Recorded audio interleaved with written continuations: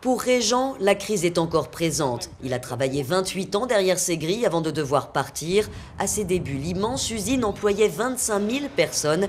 Elles ne sont plus que 3 200 aujourd'hui. Je me souviens que quand l'usine de camions a fermé, c'était presque 5 000 emplois tout d'un coup. À Oshawa, l'effondrement de GM a fait l'effet d'un tremblement de terre.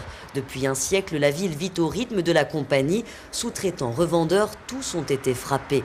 Mais depuis quelques semaines, au centre pour l'emploi installé par le gouvernement, on retrouve le sourire.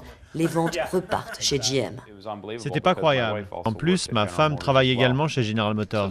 Je me suis retrouvé au chômage technique, mon épouse aussi, et nous avons dû mettre notre maison à vendre. Ces 2 dernières années ont été difficiles pour ma femme et moi-même. Et maintenant, bonne nouvelle, je vais retourner chez General Motors. Cette renaissance, la compagnie la doit au succès de la Camaro, un modèle sport, et à de nouveaux projets. La Buick Regal sera assemblée ici dès 2011. 2 groupes de travailleurs reviendront. L'un sera composé d'environ 700 employés et devrait commencer en novembre.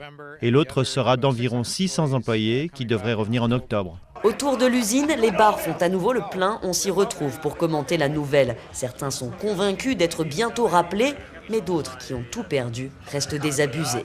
Non, je ne m'attends pas à être appelé. Je crois que ça s'arrange un peu, que l'économie reprend. C'est toujours bien pour Oshawa s'ils s'améliorent. Peut-être qu'ils vont nous aider. Maintenant, c'est toujours très dur pour beaucoup de familles.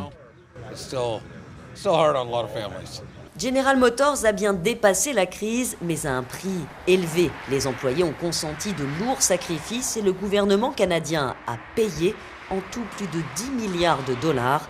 Il détient 12% des actions de GM.